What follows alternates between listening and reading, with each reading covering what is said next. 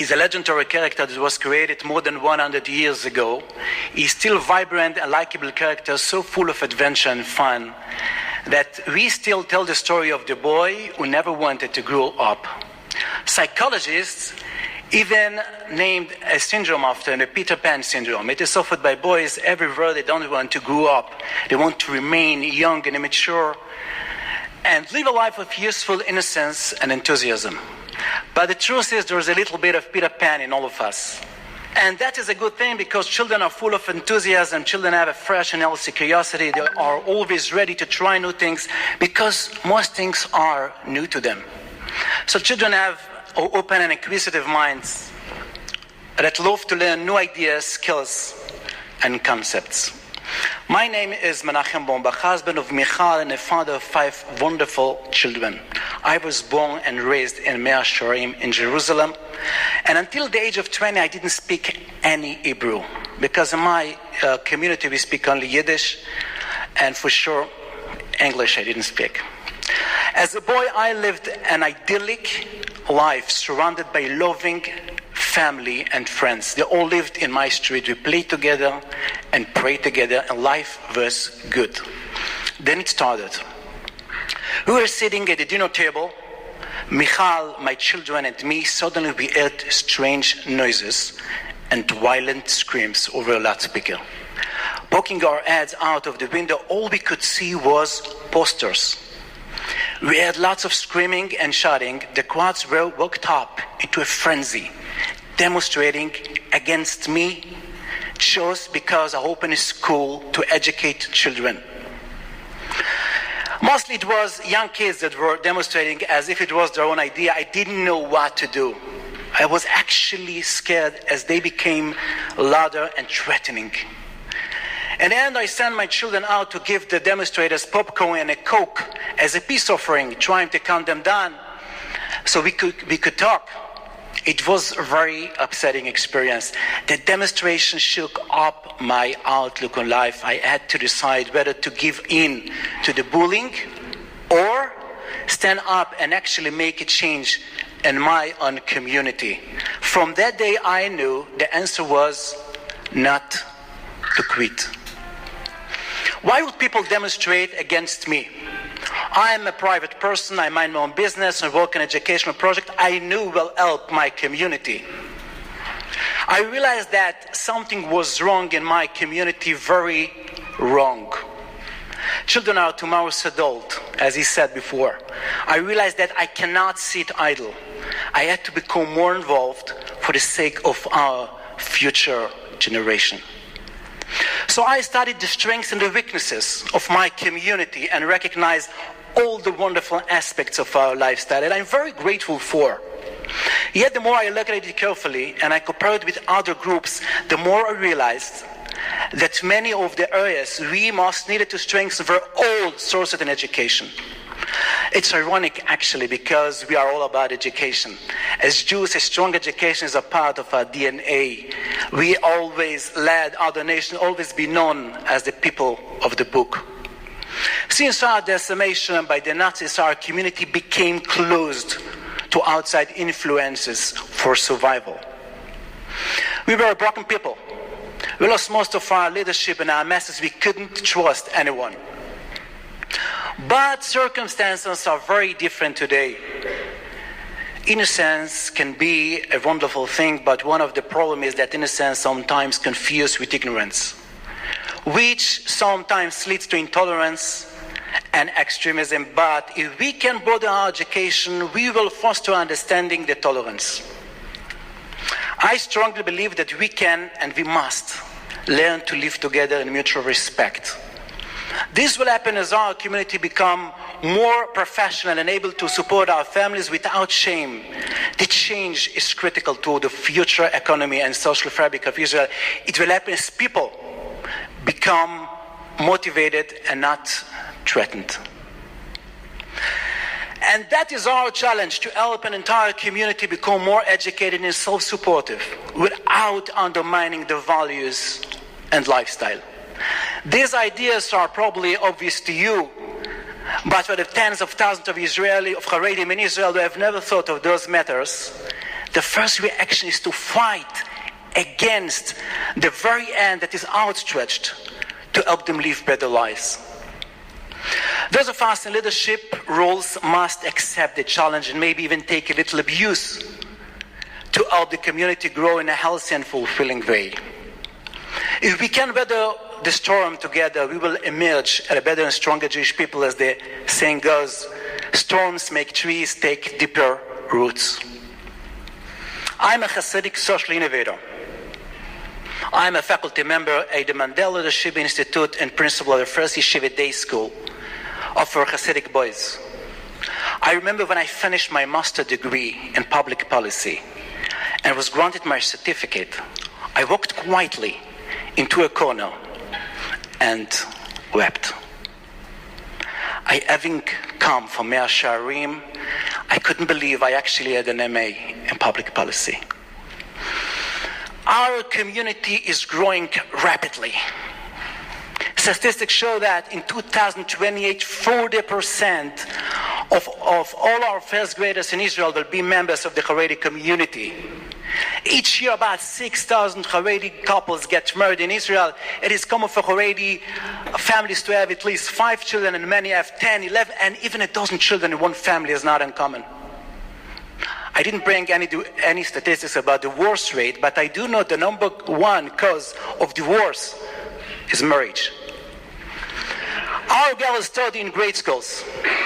The boys enter the yeshiva system right away at 3 years old. First they study in the lowest school known as the Cheder, where they learn to read Yiddish. They learn how to daven and to recite Torah passages. Long before they can read, as they get a little older, the focus is on Mishnah, the oral law, and then Gemara, which is the explanation of the oral law. From the mitzvah, the boys switch to an upper school called Yeshiva Ketane, where they continue to learn Gemara all day long. The more progressive schools teach a little math too. The boys stay in yeshiva until they're 17 and ready for yeshiva gdola, which is a regular yeshiva that they learn theoretically forever.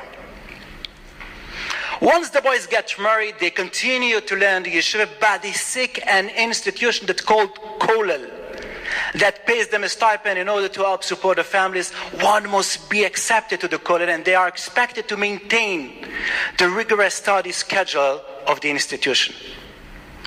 We are very fortunate.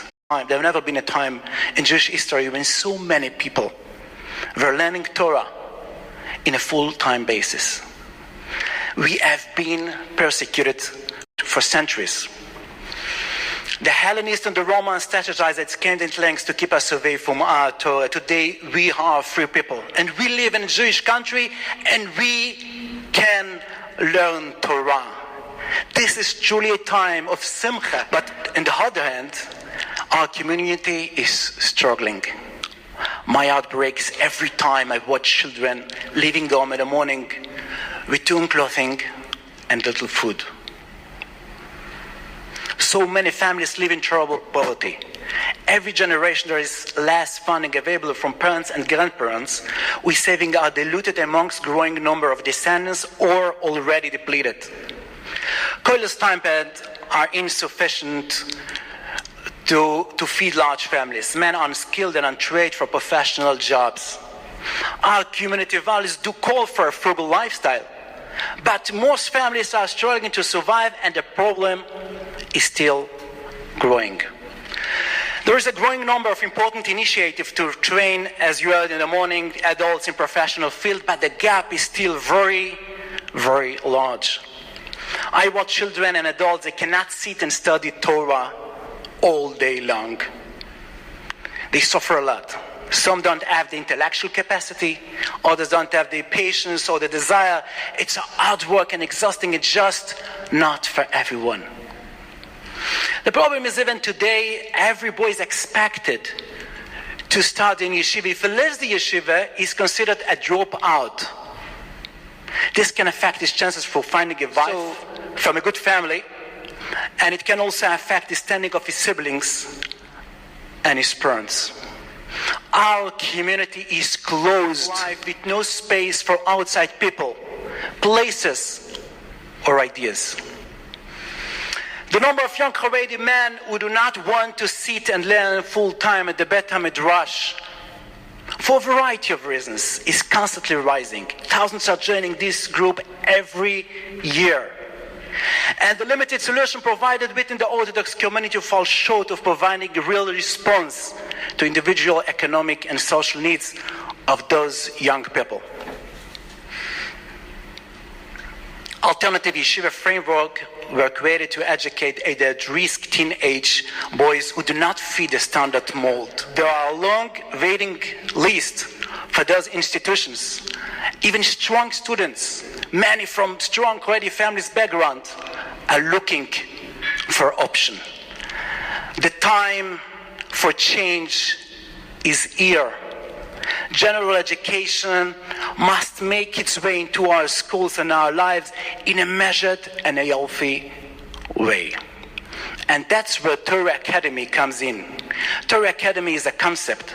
It is a movement to help the Haredi community integrate in the wider society by improving our system while maintaining the unique identity of our community. I, together with a motivated group of leaders, have chosen not to sit on the fence.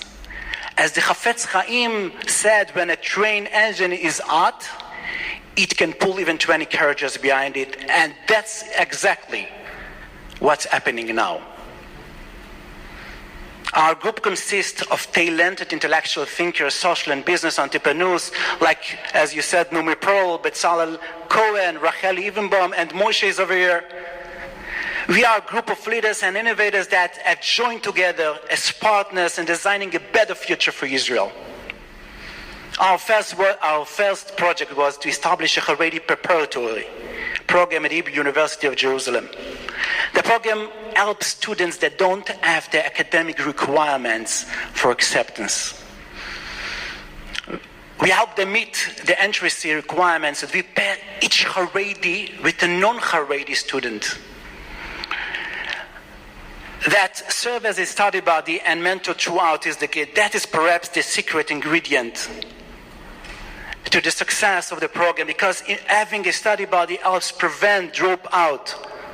Over the years, the gaps are so large between the students, and they're really struggling to maintain their academic standing, but they are managing, and this is a good step in the right direction and the real success. Today, the university has over 100 Haredim in education, in science. This is very, very a great movement. But it's not enough. Many students couldn't keep up and they dropped out. Really, only the top 10% of achievers have the ability to complete a program like this, because it requires them to make up 12 years of schooling in 1 year, and that's not easy. But that's what it takes, and not everyone is able to manage the program. So I set up a high school yeshiva combining secular and religious studies, because the next level in systemic change is educating teens with a solid general studies base in order for them to be successful at the university level. There will be more Haredi students will be able to graduate college. Daniel Coleman visited me recently and met our kids. You told me, Menachem, I'm so excited. That's what I remember. Right, Daniel?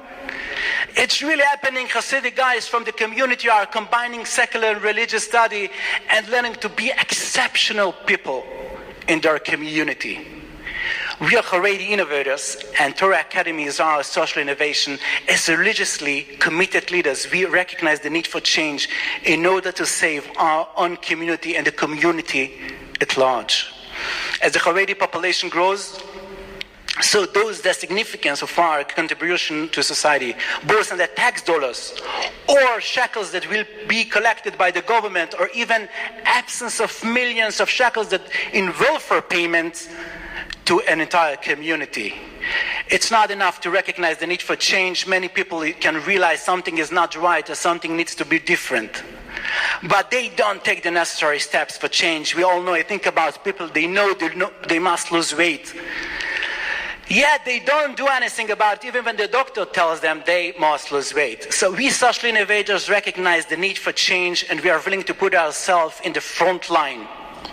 Sure, there are many people who oppose progress. But if we don't take the necessary steps toward a better tomorrow, we will never get there. We must grab onto this important vision and to be willing to expose false conceptions.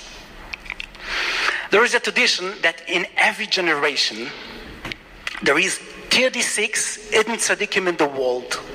The famous Rabbi Aryeh Levin of Jerusalem was known for his never-ending kind acts, and he visited Jews in jail for a regular basis and opened his home to everyone. Rabbi Levin was once asked if he belongs to the group of the 36 tzaddikim. He answered, sometimes. The famous Rabbi Levin understood that the title of tzaddik must be earned and maintained. His greatness was in his caring warmth and a famous humility. There are no quick solutions to the systemic problem, but we must begin or continue the process. Our goal is to reach the mainstream and educate tomorrow's Hasidic leaders and prepare them for a life of Torah coupled with a solid profession that will enable them to sustain their own families and help others in the community, because they will be open to ideas, complexity, and even opposing concepts or paradox. We are taking a beautiful culture and heritage and building upon it by empowering the young people to grow up as proud, educated with strong social, academic, and life skills that will serve them as basis for continuing on the higher education, a profession, a healthy career, and a balanced life. Maintaining ongoing love for the Jewish people is sometimes very hard. Sometimes I have the feeling that we are most focused on our action than our needs, our values. Rabbi Shlomo of Kalin once said, if only I could love the greatest tzaddik as God loved the greatest evildoer. This is the essence of love of Jewish people. It's my personal dream that by working together, that the loud, angry demonstrators I encountered will be transformed into a community of educated, understanding, and caring Jews that are willing to live in peace and harmony under the ban of mutual respect and brotherly, sisterly love, just as the Kaliner Rebbe taught us to live. As parents, we are all fulfilled when our children are well provided for. We seek the best schools for them, to give them great education and best opportunities in life. In schools, we look for the good environment, excellent teachers, and nice physical conditions. I feel privileged to be a part of this timely change. Together we are making history. My children and others' children can now make choices and build a healthy future for their own families. We must keep Peter Pan in our lives. He is the child in all of us that allows us to spark new ideas, to generate enthusiasm, to ignite the flame of change when necessary. The mature adult in us can refine and execute the plan as long as Peter Pan syndrome remains inside of us and as an important motivator. Please join us making history. We all need to help each other out and work in teams. All of our ancient leaders got help in achieving their missions, from Avraham and Moshe to King David. Together we are the powerful train, the little engine that could of the Chafetz Chaim. Together we will create a healthy relation between different groups and the Jewish people and the country at large, as the masses become better educated and better citizens. Thank you.